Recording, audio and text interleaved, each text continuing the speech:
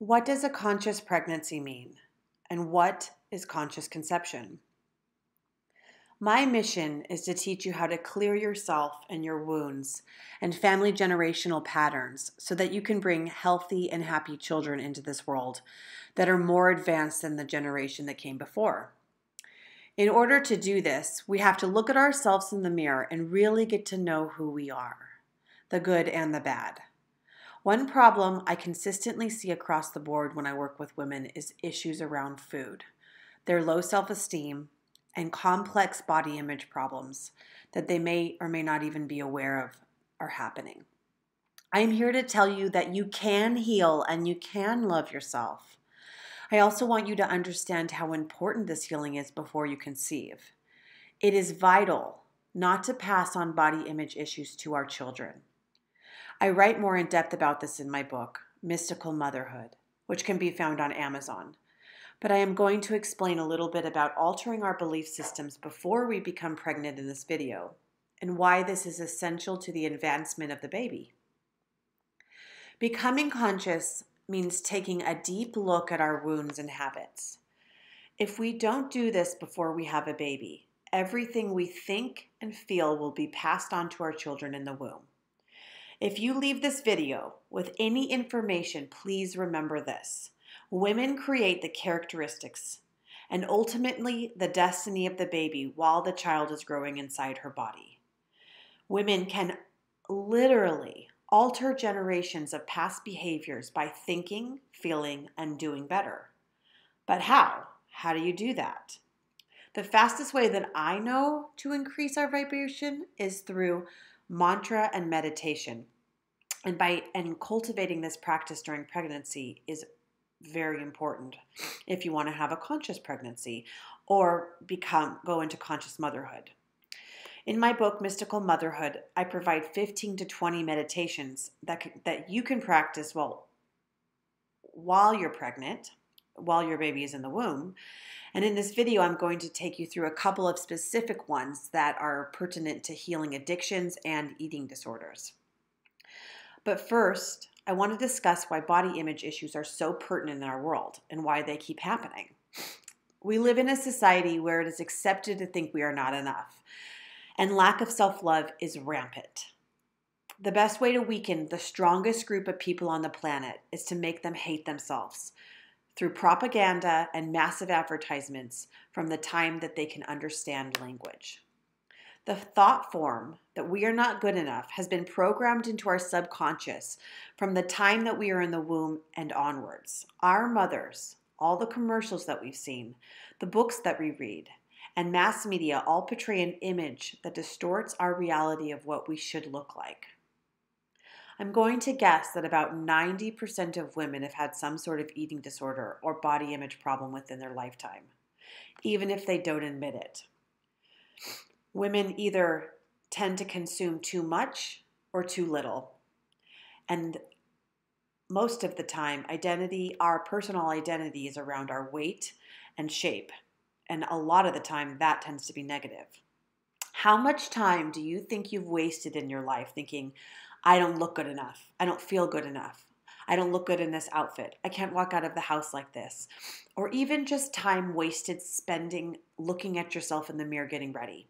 An hour a day, sometimes 2 hours a day. It would be amazing and interesting if you actually timed how much time you look in the mirror.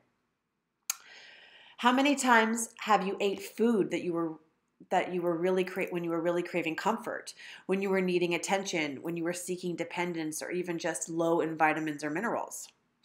Food is interlocked with emotions, and eating healthy can create internal homeostasis. In my book, I teach that until there is emotional balance around food and a healthy connection to it, it is almost impossible for a person to move up to meeting their higher needs, such as love, belonging, self-fulfillment, or even having the experience of total fulfillment in life. If issues around food are not healed, people will always have an emotional or physical craving of some sort that manifests in different forms throughout their life. We're always grasping. We're always needing attachment to something outside of ourselves. As a culture, we must heal our issues surrounding food and body image so that we don't pass these problems on to our children during pregnancy. In my book, I explain how to make better food choices, what to eat and what not to eat, and ways to manage cravings. And I also discuss how the energetics of foods can enhance your creative brain and personal vibration. If you're interested in conscious motherhood, and especially interested in healing yourself and your genetic line, you should definitely do this before you actually conceive the child. Here are some very simple exercises and meditations that can help you actually do this and heal yourself. So you can use this tool to overcome addictions. This is the first one I want to give you today. I want you to visualize your dream body. It can be light. It can be free. It can be incredibly joyful. It's agile. It's flexible. It's glowing. It's beautiful. It's fun. And it's incredibly healthy. So keep that image in your mind. Hold the vision as much as possible during the day and consistently repeat self-affirming and positive words to yourself. It's best to create this image right when you wake up in the morning, so the first thing you think about is, I love myself. I bless myself. And teaching this self-blessing to your children, if you already have some, is so vital. I bless my arms. I bless my heart. I bless my legs. I bless my skin. I bless my organs. You can create a new reality just by restructuring your thoughts and feelings about who you are, what you look like, and who you are being in every moment. You can project this image, this positive self-image of yourself while walking, while exercising, while cooking, and you can create timers throughout the day. So every time you drink a glass of water, you remind yourself of that positive self-image. Or every time you look at the clock, it's a reminder, oh, I have to think really good thoughts about myself. This is because consistent positive beliefs about yourself creates new neural pathways in your brain. And positive visualizations or personal mantras increase your self-worth. And these are proven ways to live a life without limits and full of health. A personal mantra might be, I am healthy, I am eating food that nourishes me, I am vibrant, I am full of energy, I am appreciative of my body, I love myself. Another wonderful meditation or practice you can do is look at yourself in the mirror naked for 11 minutes a day. You can start with 3 and work your way up to 11.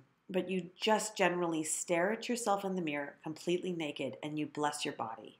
And you look at all the things you normally would say, I don't love myself. I don't like this about myself. I don't like my hips. I don't like my legs. You say, I am healthy. You can speak your mantras to yourself while looking in the mirror. If you do this, commit to this for 40 days, it will absolutely change your life. Start with your face if you're not willing to do your whole body. Start with your face and then move to a long mirror. And just challenge yourself to do this every single morning. Another meditation that has amazing benefits and it's very, very fast is a meditation for healing addictions as taught by Yogi Bhajan from the Kundalini Yoga heritage. The medical effects and benefit of this meditation will not be fully understood for 500 years. And the teacher of this meditation from the lineage, Yogi Bhajan, said it will heal your addictions and also your addictions to negative thoughts. So what you do is you take your thumbs, and you can see the picture, but you place your thumbs on your temples in the little notch. And you should feel the pulse when you squeeze your molars. You'll feel a little pulse of the vein there.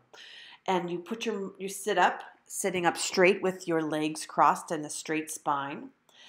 And you lock the back molars together and keep your lips closed.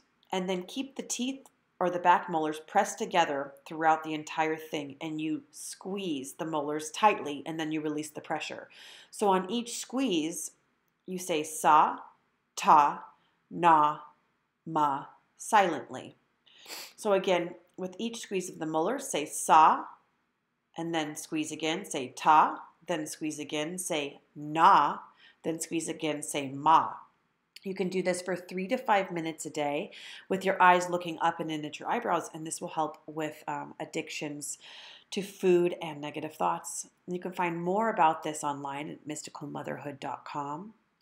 I take women step by step through the process of bringing conscious children onto this planet through these videos, so you can subscribe here, or you can read my book. And I look forward to seeing you in the next video.